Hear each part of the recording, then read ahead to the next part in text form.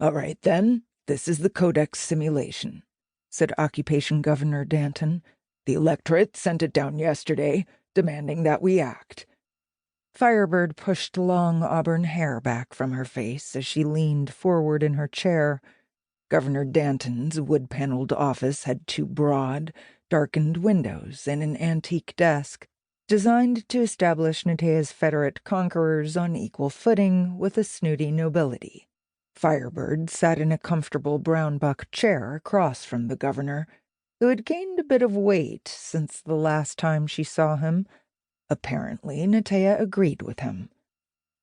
Above the media block on his desk, an image appeared that she would know from any approach vector, a scale model of Angelo, the heart of Royal Nataya, and its two buffer systems.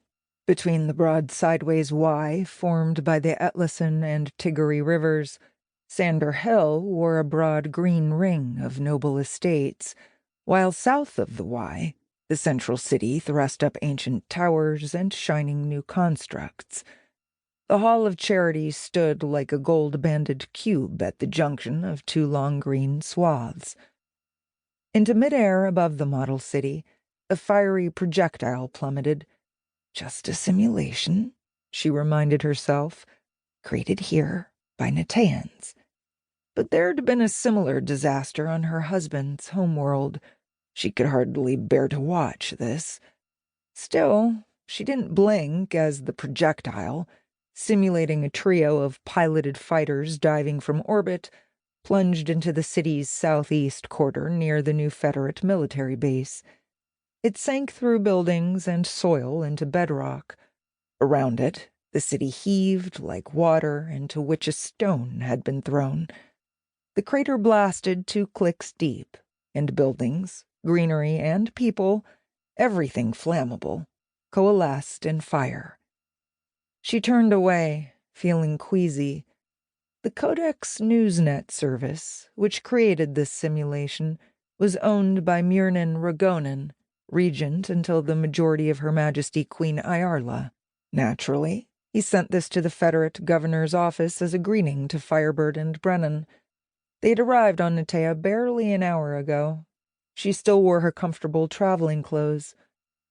Governor Danton stroked something on his desktop. The window filters opened, and Firebird turned her head to glance out at a heartbreakingly familiar view. An ancient arch framed 3 distant housing stacks and the central city towers. Closer at hand, a cluster of tinted glass steel terminals had risen phoenix-like out of Angelo spaceport's ashes, evidence of its Federate conquerors' rebuilding program. Webs of gravitic scaffolding surrounded a partially finished 10-meter projection dish that was probably part of the new planetary defense system. Still intact, still home. She blinked away the simulated image. Governor Danton, as distinguished-looking as ever in a Talon-grade dress uniform, shook his head. "No one actually knows where they'll strike next?" Firebird's husband sat in another one of Danton's luxurious office chairs, lacing his fingers and looking just as sober as Danton. A small, whitening scar marked his left cheek, external evidence of his recent captivity. Brennan had taken terrible injuries at 3Z. In the weeks since their escape, he'd struggled to convalesce. "I'm afraid not," he answered. "That is the real reason we've returned." "I don't understand." The Federate governor firmed his chin. Firebird pointedly picked up a Cass mug she'd left on the governor's desk. She forced down a bitter sip, hating the taste but needing the mild stimulant. With her day cycle travel shift at 11 hours, this was all that was keeping her awake. Her gesture also cued Bren that she would rather let him answer. He set down his own mug. "The Federacy asked us to accept the Assembly's invitation. When Firebird was asked to return and be confirmed as an heiress of House Angelo, we both wanted to refuse."